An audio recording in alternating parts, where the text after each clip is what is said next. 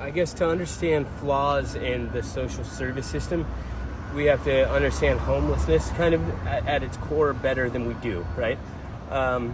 So there's a general perception out there that everybody that's here is criminals or drug addicts or some other form of degenerate, right? And that's not always the case. I would say there is a lot of addiction out here on the streets. There's a lot of substance abuse, but that is a symptom of life for a lot of people. Life is not the symptom of the abuse. It's hard out here. You can't sleep because whether it's gunshots, shouting, madness in the night.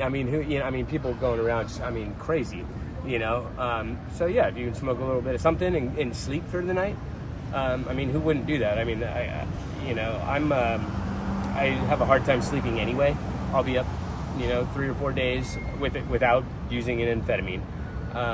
And so, yeah, if an opiate can help me sleep, so be it, and there's a lot of that out there. It gets carried away, drugs are addictive, right? And so not everybody has the power to there's a saying out here, I do the drug doesn't do me, right? And so there's that factor, right? It gets worse, not everybody can stay with their priorities, right? But that's not the only reason we're out here. I, for example, had a year ago, it's been just over a year, 2 days before I was supposed to start at Amazon, Portland police towed my Toyota 4Runner that I was living in at the time. It was a vehicle I'd been working on for like 3 or 4 years, so anyway, it was all custom and it was just a beautiful truck, but it was like my thing I had that I was still really proud of out here, They towed that, and it was a bullshit tow, but when I was left on the side of the road at 5:30 a.m. in a pair of shorts and flip-flops and a wife beater, I didn't really have any resources to go, challenge it. And so, that's how I got here. Other people have their own stories, right? So that's the first thing to understand about it. So when the social services and law enforcement, take this approach that everybody out here is broken, that is a deterrent, right, for a lot of people, right? Because nobody wants the stigma, right? We don't want to have to go somewhere and be treated like children to get help. You know what I mean? Sometimes I just want to talk to an adult and ask a couple questions like we are here, just have a genuine conversation. Oh, so what you're saying is that this outreach approach actually works for you. It's something I say all the time is why not just approach them like adults and talk to them like adults? Right. They don't do that. Yeah. So this is Central City Concerns or Transition Projects building right here. We just got moved from the front of that building the other day. The security guard came out and offered my tent mate space at like a detox and like a transition home project, right?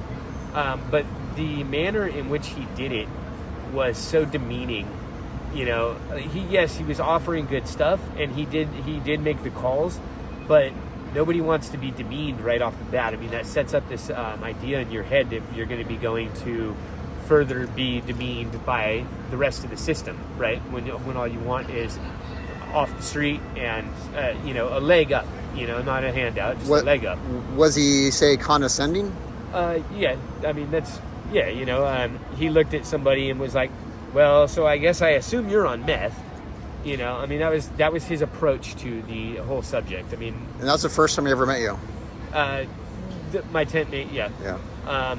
I personally didn't really talk with him. I wasn't interested in him. And so, that's a deterrent, right? We're not all the same. We're not all broken. Some of us just need the resources available to us. And so if we could just walk in and do things ourselves at our own pace real quick, maybe something as simple as write out a list of the things that we need help with that we're not capable of doing ourselves, whether it be finances for IDs or birth certificates or whatever, or maybe help with travel, anyway, whatever it may be. And then have somebody else, a caseworker, review the little list, check the boxes, check, this is okay, and maybe you get a card like your food stamps card or something. I don't know. That seems pretty logical and easy to do. Why aren't they doing it? Because, well, the bureaucracy around homelessness is not a logical thing. I mean, we're now in, I don't know how many years of the homeless crisis here in Portland. And every year there's, tens of thousands, if not hundreds of thousands of dollars in bond measures put on taxpayers. Hundreds of millions. Yeah. Okay. So, see, my numbers were low. To help solve this problem, right? And it's worse now than it ever has been. And, it's like big government, right? Bureaucracy. Why would you solve a problem that puts you out of the job? You know what I mean?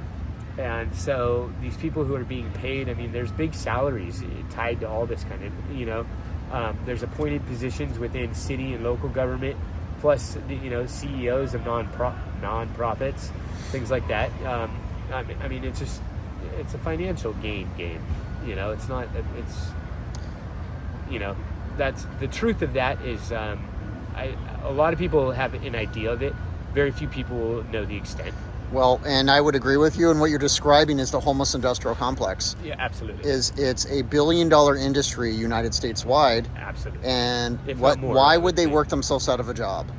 Well, exactly. I mean, I wouldn't either, except for, as a contractor. So that's what I did for a living, now being out here, everything I've owned was stolen. I no longer have tools, and I need a couple little hand tools and whatnot.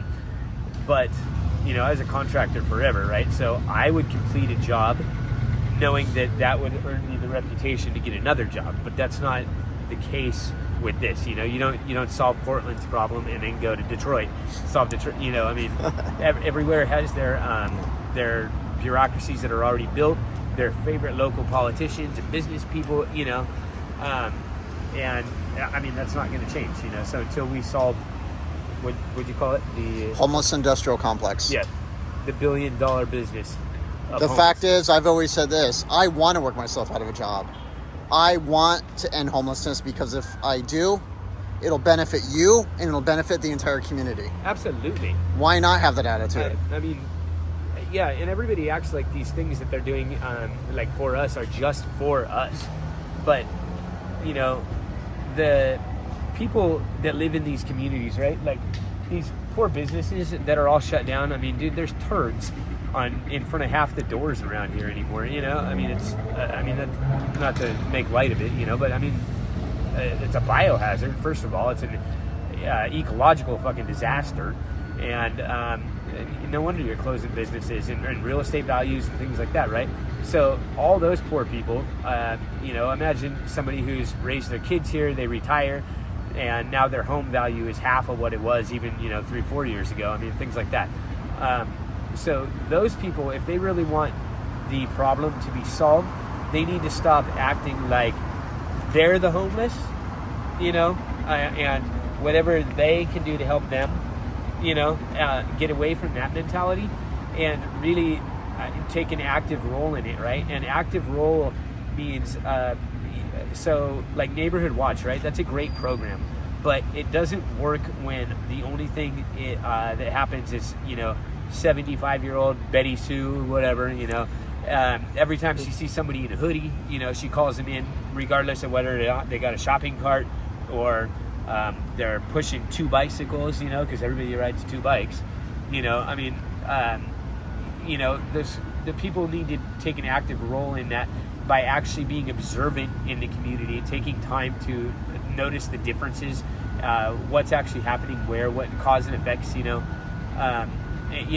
give that feedback to their local politicians and their groups and things like that. That would actually, we can maybe start to turn the tide there if, that broader understanding by everybody.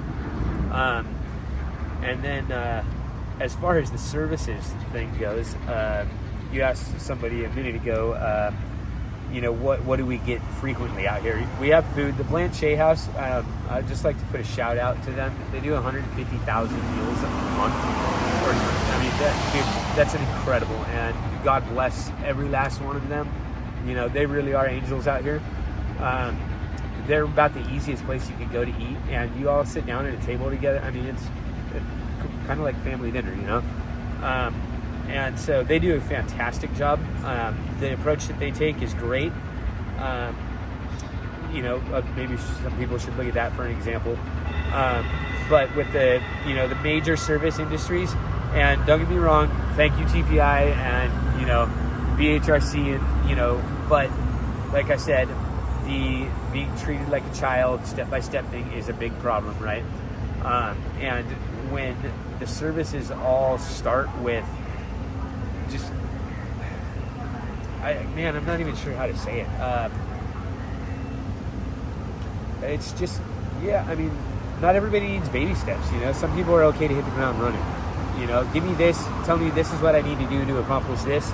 I'll go take care of that. I'll check back in, Well, what I would say is have high expectations. Walk up to a homeless person and be like, sir, I'd like to get you a job. Sir, I want to get you clean. I want to get you in housing.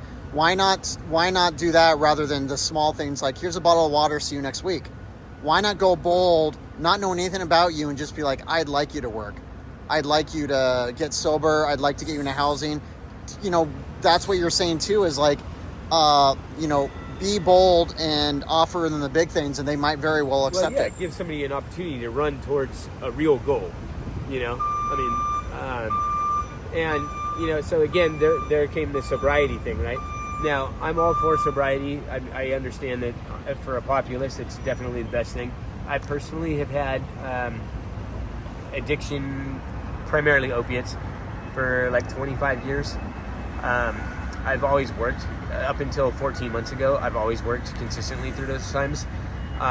So using the addiction that somebody has as a barrier to certain treatments, or as a reason to not invest wholeheartedly in their recovery of their life, because that's what this is really about. It's about recovering life. So using somebody's addiction as a reason not to fully invest in that that's not helping the cause. Somebody can, when you get to a better place in life, a lot of these things tend to drop away because you're happier.